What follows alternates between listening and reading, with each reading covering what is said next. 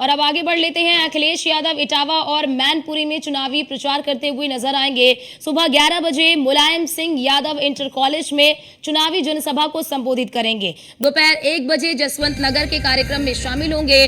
उसके बाद दोपहर 3 बजे राम मनोहर लोहिया इंटर कॉलेज जसवंत नगर में भी कार्यक्रम है, उस कार्यक्रम में भी शामिल होंगे सपा के राष्ट्रीय अध्यक्ष अखिलेश यादव।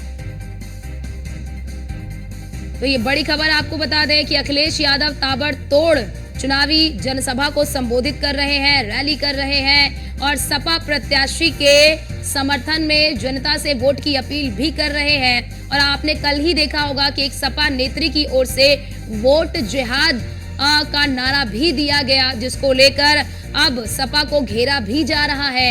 यानी कि अब कहीं ना कहीं फिर से एक बार इस मुद्दे ने तूल पकड़ना शुरू कर लिया है, क्योंकि बीजेपी ने इसे हाथों हाथ लेते हुए सपा पर कटाक्ष भी किया है, आलोचना भी की है वोट जिहाद को लेकर। अब ऐसे में आप देख रहे हैं कि लगातार अखिलेश यादव की बात कर ले तो अखिलेश यादव जो है कि अपनी परंपरागत सीट को बचाने की पूरी कोशिश कर रहे हैं। बीते चुनाव में आपने देखा होगा कि क्योंकि गठबंधन के साथ चुनाव लड़ा था, बसपा और सपा का गठबंधन था बीते चुनाव में 2019 के लोकसभा चुनाव में, लेकिन इस बार गठबंधन जो है कि बसपा के साथ नहीं है, कांग्रेस और सपा का गठबंधन है। और अब ऐसे में ये गठबंधन धर्म किस तरह से आगे बढ़ता है और किस तरह से इस गठबंधन को कितनी सीटें मिलती हैं, फिलहाल वो तो देखने वाली बात रहेगी।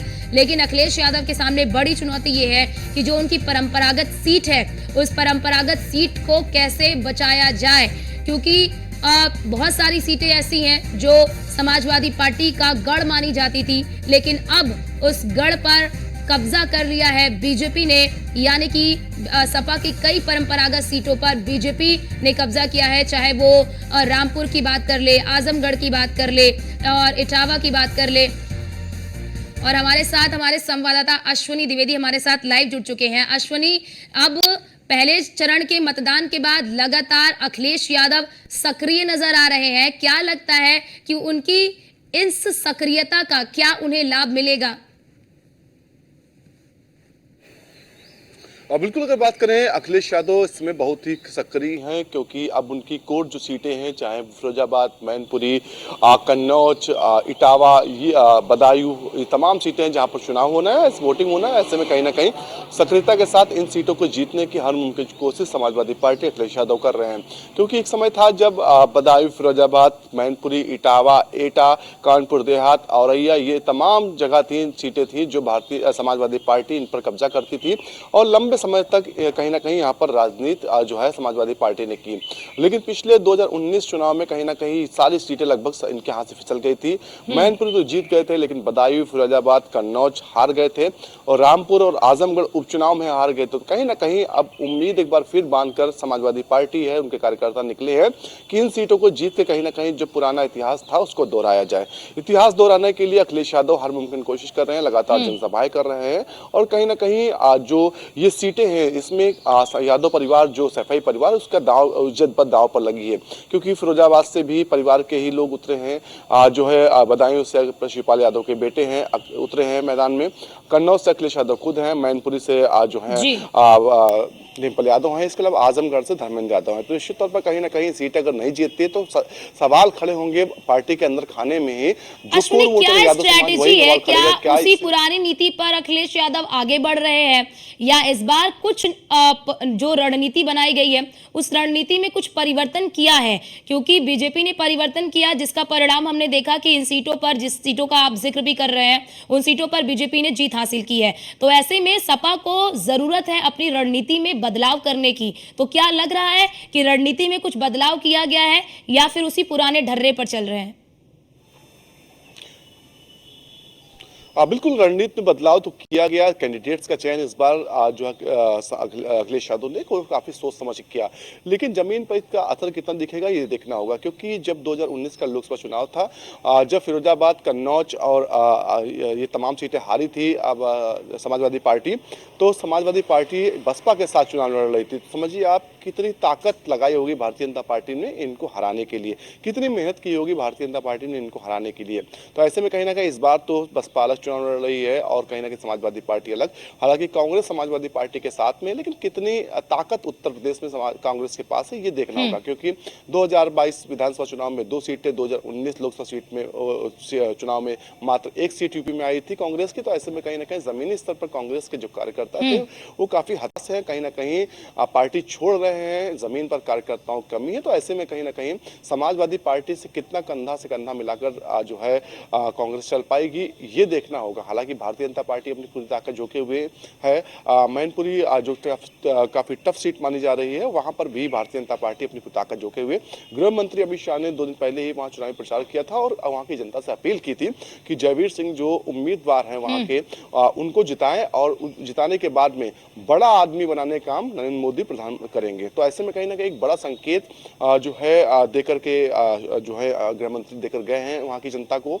और साफ तौर पर इसका मतलब ये निकाला जाए कि आने वाले समय में अगर भारतीय जनता पार्टी की पुनः सरकार बनती है, जयवीर सिंह मैनपुर से जीतते हैं, तो निश्चित तौर पर सेंट्रल में उनका मंत्री बनना तय माना जा रहा था। निश्चित तौर पर कहीं ना कहीं तमाम चीजों को लेकर के मंथन चल रहा है और मंथन में क्या कुछ होता है वो देखना होगा, वोटिंग में क्या कुछ होता है वो देखना होगा। बिल्कुल बिल्कुल अश्विनी, क्योंकि वोटिंग परसेंटेज भी बहुत कुछ खास नजर नहीं आ रहा है। यूपी का 2 चरण हो गया और दोनों चरणों की अगर हम बात कर ले तो अन्य राज्यों के मुकाबले बीजेपी, अगर बात कर ले हम यूपी की, तो यूपी में जो वोटिंग परसेंटेज रहा वो काफी कम रहा। लेकिन इसके इतर अगर हम बात करें, एक और जहां पर बीजेपी सपा के गढ़ में सेंधमारी करने के लिए जब चुनाव की तारीखों का ऐलान नहीं हुआ था उससे पहले ही तैयारियां शुरू कर दी गई हैं बीजेपी की ओर से। तमाम बड़े नेता बीजेपी के लगातार दौरे कर रहे हैं, जनसभा कर रहे हैं, चुनावी रैलियां कर रहे हैं। ऐसे में पहले चरण के बाद अखिलेश यादव का सक्रिय होना, क्या लगता है कि क्या उनको इससे बहुत ज्यादा फायदा मिलेगा या फिर ये इनके नेगेटिव पॉइंट में चला जाएगा? अब बिल्कुल अगर बात करें कम वोटिंग परसेंटेज की, तो निश्चित तौर पर भारतीय जनता पार्टी के लिए यही सिरदर्द है, ये चिंता का विषय है। क्योंकि जितनी ज़्यादा वोटिंग होती है, परसेंटेज बढ़ता है, भारतीय जनता पार्टी मानती है उसका फायदा होता है। पिछले चुनाव चाहे 2014 का चुनाव रहा हो, 2017 का चुनाव रहा हो, 2019 का चुनाव रहा हो यूपी में, या फिर 2022 का, सभी में बढ़ चढ़ के वोटिंग हुई है। तो ऐसे में कहीं ना भारतीय जनता पार्टी का फायदा हुआ। कम वोटिंग चिंता का विषय भारतीय जनता पार्टी के लिए जरूर है। कहीं ना कहीं जब कम वोटिंग हुई, अखिलेश यादव को लगा कि उनकी संभावनाएं अभी भी बरकरार है, तो उसके बाद वो सक्रिय हुए हैं और कहीं ना कहीं जमीन पर उतरे हैं। हालांकि अखिलेश यादव को लेकर के तमाम कयास ये भी लगाए जाते हैं कि वो 2027 को फोकस कर रहे हैं, लेकिन शायद देर से समझ में उनको आया होगा अगर सेंट्रल में सरकार नहीं बदलेगी तो निश्चित तौर पर उत्तर प्रदेश में भी मुश्किल उनके लिए खड़ी हो सकती है। तो इसलिए वो कहीं ना कहीं कांग्रेस से अब कंधा से कंधा मिलाकर काम करना शुरू कर चुके हैं। जनता तय करेगी कि उनका साथ कितना उसको पसंद आ रहा है, या भारतीय जनता पार्टी की जो सरकार पिछले 6 साल में उत्तर प्रदेश में रही है वो कितनी पसंद आ रही, उसी के आधार पर जनता वोट करेगी। जी अश्विनी, क्योंकि देखिए जैसा कि आपने भी जिक्र किया कि इस बार जो 5 सीटें यादवों को दी गई हैं वो खुद अखिलेश यादव के परिवार की सीटें हैं। ऐसे में क्या लगता है, क्योंकि बीजेपी भी से मुद्दा बना रही है कि अन्य यादवों की इन्हें कोई परवाह नहीं है, क्या ये भी एक बड़ी चुनौती सपा के सामने खड़ी कर सकती है, वो चाहे मैनपुरी हो, चाहे इटावा हो, चाहे फिर अन्य जिलों की बात कर ले? बिल्कुल भारतीय जनता पार्टी इस चीज़ को कहीं ना कहीं मुद्दा जरूर बना रही है, क्योंकि आज अगर यादवों की बात समाजवादी पार्टी करती तो सिर्फ क्या चंद यादव उनके परिवार के ही है, क्या बाहरी से कोई यादव नहीं हो सकता है? तो निश्चित तौर पर सवाल लाजमी है, क्योंकि समय समय पर समाजवादी पार्टी तमाम चीज़ों को लेकर के भारतीय जनता पार्टी और सरकार पर सवाल खड़े करती है। तो मौका मिला है तो भारतीय जनता पार्टी भी उन पर सवाल खड़े कर रही है। मोहन यादव कहीं ना कहीं तुरुप का इक्का बना करके उत्तर प्रदेश में इस्तेमाल किया जा रहा है। हालांकि कितना फायदा होगा ये देखना होगा। मोहन यादव ने देखा गया कि उन्होंने वहां पर जनसभा भी की थी मैनपुरी में, वहां के लोग बताया था कि यादव समाज को कितना फायदा भारतीय जनता पार्टी के साथ हो रहा है। तो निश्चित तौर पर कहीं ना कहीं ये एक माइनस पॉइंट भी समाजवादी पार्टी के लिए हो सकता है अगर भारतीय जनता पार्टी इस चीज को यादव समाज को समझाने में कामयाब हो जाती है। जी बिल्कुल। और मैनपुरी की खास तौर से अगर अश्विनी हम बात कर ले तो डिम्पल यादव जिन परिस्थितियों में जीती थी वो आपने भी देखा, हमने भी देखा कि एक सहानुभूति की लहर भी होती है, कि सहानुभूति लहर में भी डिम्पल यादव जो है कि वो मैनपुरी से चुनाव जीत गई, क्योंकि ऐसा बीजेपी की ओर से भी कहा जाता है एक समय में, क्योंकि वो गढ़ रहा और आज भी सपा का गढ़ है और वहां से डिम्पल यादव सांसद भी हैं। लेकिन क्या लगता है कि वो सहानुभूति लहर अब क्या वो डिम्पल यादव के साथ रहेगा या फिर यहां पर डिम्पल यादव को कड़ी चुनौती देंगे जयवीर से? बिल्कुल बिल्कुल ये सवाल लाजमी है और ये सवाल उठ भी रहा है क्योंकि 2019 का लोकसभा चुनाव हुआ था। मैनपुरी से मुलायम सिंह यादव खुद चुनाव लड़े थे। मुलायम सिंह यादव पिछले चुनाव जीते थे 2014 या 2009 या उससे पहले के, वो लाखों के अंतर से जीते थे, कम से कम 3 लाख 2 लाख 2.5 लाख के अंतर से।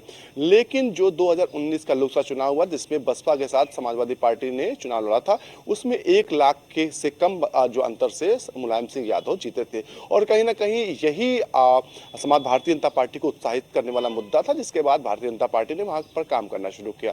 अगर बात करें उपचुनाव जो हुआ जिसमें डिंपल यादव चुनाव जीती है, वो कहीं ना कहीं सहानुभूति का चुनाव उसको माना जाएगा क्योंकि तमाम ऐसे लोग थे जो समाजवादी पार्टी की नीतियों से खुश नहीं थे, लेकिन वो मुलायम सिंह यादव से खुश रहते थे।